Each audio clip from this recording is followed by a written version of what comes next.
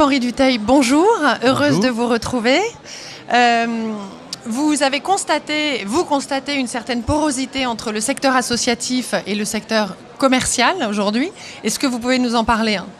Oui, c'est une question absolument fondamentale, puisque depuis maintenant quelques années, le secteur associatif, qui était relativement détenteur de l'opérationnalité de l'intérêt général, c'est-à-dire en fait était celui qui mettait en œuvre souvent derrière les directives de la puissance publique l'intérêt général. Aujourd'hui, ce secteur, et quand on parle d'association, on peut parler de fondation, on peut parler de fonds de dotation, est de plus en plus confronté à une remise en cause de sa légitimité pour être les personnes qui mettent en œuvre l'intérêt général, et on voit le monde des entreprises arriver de plus en plus sur le secteur. Alors un des premiers phénomènes qu'on a eu il y a quelques années, c'était tout simplement que le secteur lucratif a commencé à s'intéresser à je mets ça entre guillemets, le marché traditionnel du secteur associatif, considérant qu'ils avaient aussi une réponse à apporter. Je vous donne l'exemple du tourisme social, qui est le secteur dans lequel j'ai milité et dans lequel je milite depuis plus de 40 ans. Il y a encore 30 ans ou même 20 ans, le tourisme social était pris en charge uniquement par le secteur non lucratif, les associations. Aujourd'hui, vous avez des opérateurs, de grands opérateurs lucratifs qui viennent et qui répondent à cette demande. Autre exemple, celui des personnes âgées. Il y a encore 20 ans, la prise en charge du troisième âge ou de la dépendance était uniquement le secteur associatif ou bien évidemment la puissance publique. Vous avez aujourd'hui, depuis quelques années, une prise en charge de ce secteur par le secteur lucratif, qui fait que le secteur associatif s'est trouvé quelque part poussé pour aller s'occuper d'une réponse sur laquelle notamment la puissance publique n'a pas de réponse structurée, et encore moins le secteur lucratif, qui est par exemple celui de la prise en charge du quatrième âge et de la grande dépendance. Donc aujourd'hui, vous avez un phénomène là qui nous prend en tenaille, donc cette incursion du secteur lucratif sur le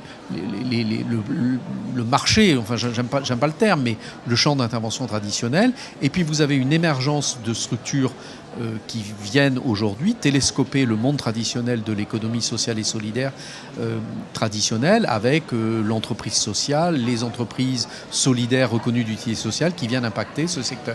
Et les conséquences de cela, est-ce que c'est un marché, en fait c'est le marché de l'économie sociale et solidaire aujourd'hui, est-ce que c'est un marché qui forcément est obligé plus de se professionnaliser ? Alors, votre remarque est tout à fait pertinente. L'ultra-professionnalisation maintenant de ce secteur fait qu'il est obligé de jouer quasiment avec les mêmes enjeux que le secteur non lucratif, c'est-à-dire rendre à l'équilibre, si ce n'est rentable, les structures, parce qu'aujourd'hui, les structures associatives emploient beaucoup de monde, emploient des salariés dont on a vu en quelques générations monter au niveau technicité. Il y a encore 40 ans, quand vous disiez « je travaille dans le secteur associatif », on vous regardait d'un air condescendant, considérant que c'était des sous-emplois. Aujourd'hui, vous avez des passerelles qui se sont créées et des itinéraires dans des générations qui sont beaucoup plus mobiles que nous l'étions dans la mienne, qui passent du secteur lucratif au secteur non lucratif, en portant des techniques de management, des revendications qui ne sont plus celles qu'on connaissait il y a encore quelques années. C'est une bonne nouvelle pour l'engagement et la solidarité en France, bien évidemment. Mais il faut que tout ça donc s'organise. C'est aussi le projet de la loi Pacte, je crois, et qui met en place un fonds de pérennité économique. C'est ça ? Vous pouvez nous en parler ? Alors c'est tout à fait intéressant, parce que là c'est vrai que les frontières sont en train de bouger, avec peut-être deux exemples dans la loi Pacte, et vous avez raison, cette loi Pacte, je rappelle que c'est la loi que porte aujourd'hui Bruno Le Maire au titre du gouvernement et qui vient promouvoir le monde de l'entreprise et redynamiser le monde de l'entreprise. Vous avez deux dispositifs qui interpellent dans la loi Pacte et qui impactent directement notre secteur. Il y a ce fonds de pérennité économique qui est une nouvelle structure juridique qui vient d'être créée, dont l'objectif est de permettre à cette structure juridique de posséder des actions et de posséder en fait un outil industriel qui est l'entreprise traditionnelle.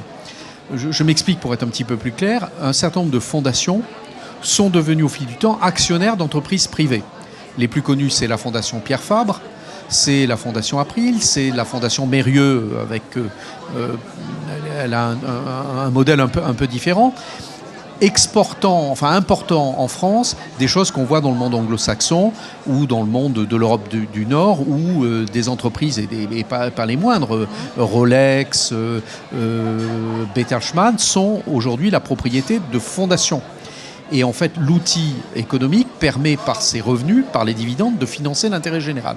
On a importé en France cette idée-là, et dans la loi Pacte que porte Bruno Le Maire, aujourd'hui, vous avez une création d'un fonds de pérennité économique, donc on ne sait pas trop ce que ça va être, mais c'est un outil juridique qui va posséder des entreprises dont la finalité est de financer l'intérêt général.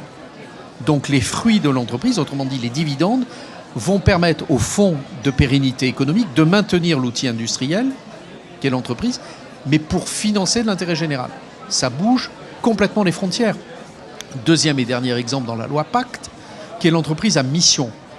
En fait, c'est un projet que portait notamment Nicolas Hulot, qui voulait bouger la loi, et notamment le Code civil, pour dire qu'une entreprise n'est pas là que pour faire des bénéfices et servir des dividendes à ses actionnaires, ce qui est la définition traditionnelle du monde de l'entreprise. On a importé là aussi du monde anglo-saxon, notamment des États-Unis, la notion qu'une entreprise n'est pas qu'un vecteur de création de richesse en termes monétaires du terme, mais a une responsabilité sociale, une responsabilité sociétale, et doit des comptes finalement quelque part à la collectivité.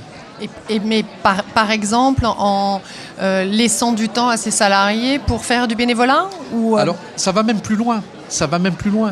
Permettant à une entreprise d'intégrer dans son objet statutaire, et c'est pour ça qu'on l'appelle entreprise à mission, d'intégrer dans son objet statutaire le fait que, par exemple, elle va avoir une activité vers l'environnement, protection de l'environnement, le développement durable, alors que c'est une entreprise qui n'a strictement rien à voir avec le développement durable ou l'environnement.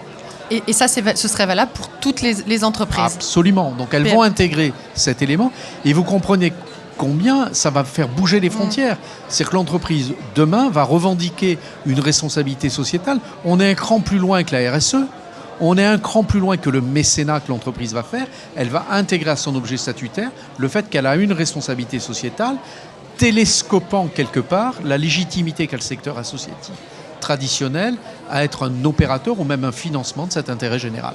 Très bien, parfait. Eh bien, écoutez, merci pour ces explications. Merci à vous. Merci.